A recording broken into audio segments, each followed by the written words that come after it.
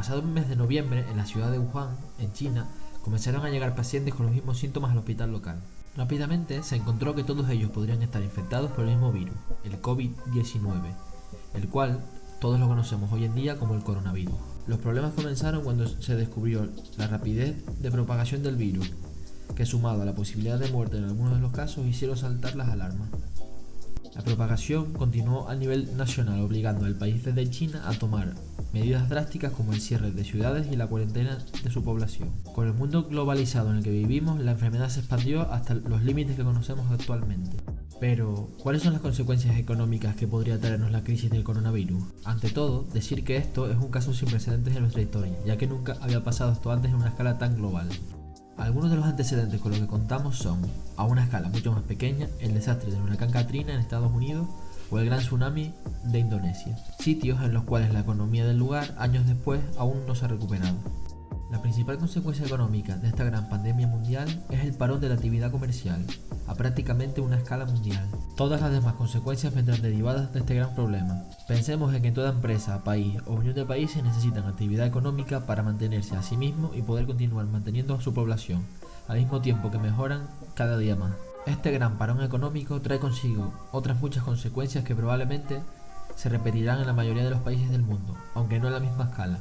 Algunas de estas son: la primera de estas consecuencias económicas es el aumento del desempleo.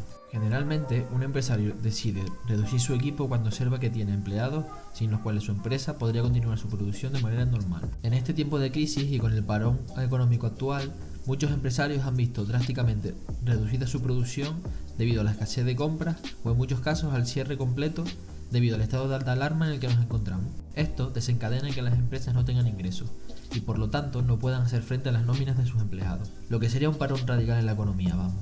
El número de personas desempleadas ha aumentado en grandes porcentajes en este mes, en el que ha estallado completamente la crisis. Países como Estados Unidos en un par de días han recibido más de 10 millones de solicitudes de desempleo y otros como España casi 1 millón. Esto supone el aumento drástico del gasto público, que debe hacer frente a las prestaciones por desempleo, al mismo tiempo que bajan los ingresos del país al no tener el mismo número de personas que paguen impuestos.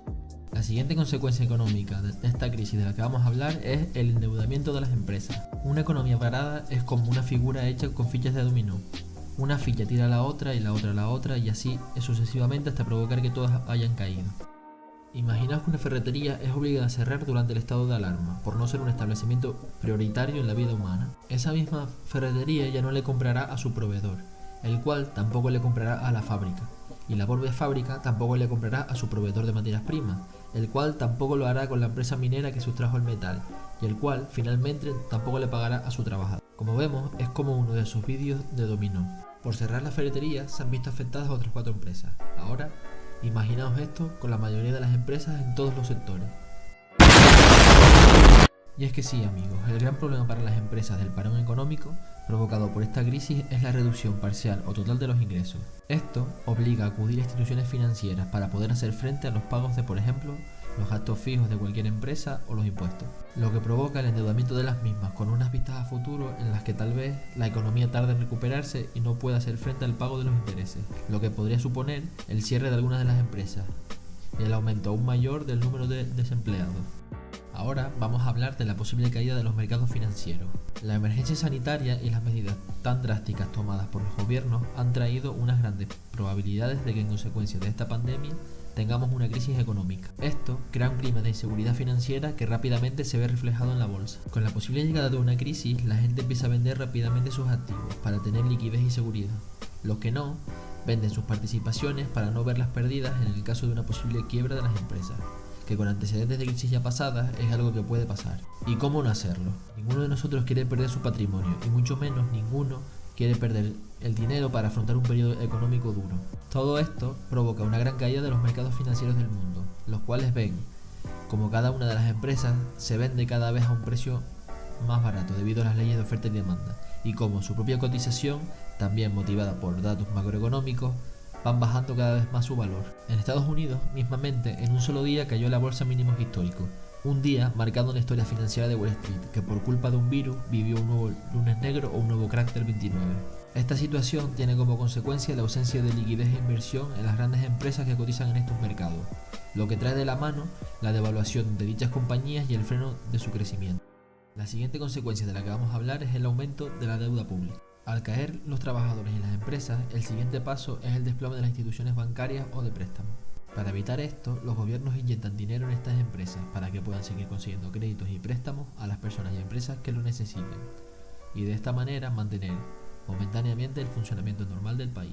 Esto supone que los gobiernos centrales de muchos países necesiten liquidez inmediata que no estaba contemplada en los presupuestos y la planificación anual.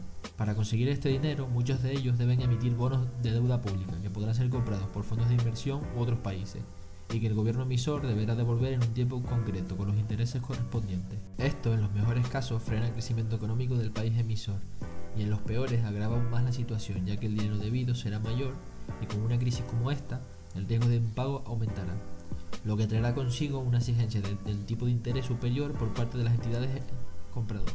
Algunos ejemplos de esto lo podemos observar en el momento actual, en el que se está realizando este vídeo. Estados Unidos acaba de aprobar el mayor rescate de su historia, inyectando en su economía 2 billones de dólares, al mismo tiempo que la Unión Europea se plantea la emisión de eurobonos para poder obtener ingresos rápidos y atajar esta crisis. La última consecuencia de la que vamos a hablar en este vídeo es la destrucción del sector turístico. En un panorama como el actual, con personas, empresas e incluso países cerrados, el sector que claramente iba a sufrir las mayores consecuencias es el turismo. Desde que se decretaron las leyes de cuarentena en la mayoría de los países del mundo, los turistas que se encontraban en dichos lugares fueron reenviados a sus orígenes, muchos de ellos por obligación y otros muchos por inseguridad.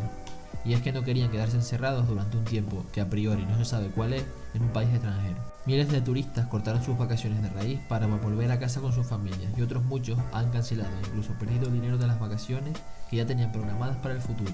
Esto ha roto completamente el mercado turístico a nivel mundial. En España, el turismo representa un 14,6% del PIB y es considerado el sector que más riqueza aporta a su propia economía. Ahora, con este mercado roto, con hoteles cerrados por obligación, sin clientes potenciales ya que nadie quiere viajar, pensemos en los miles de millones que los países están perdiendo y los que podrían llegar a perder si la economía global tarda en recuperarse de este duro golpe. Todo esto sin hablar de las zonas más afectadas. En 2015, la ciudad de París sufriría un fatídico atentado que se cobraría la vida de 130 personas inocentes y que tendría una repercusión a nivel global. A partir de esa fecha, la conocida como Ciudad del Amor se encontró con su sector turístico completamente roto.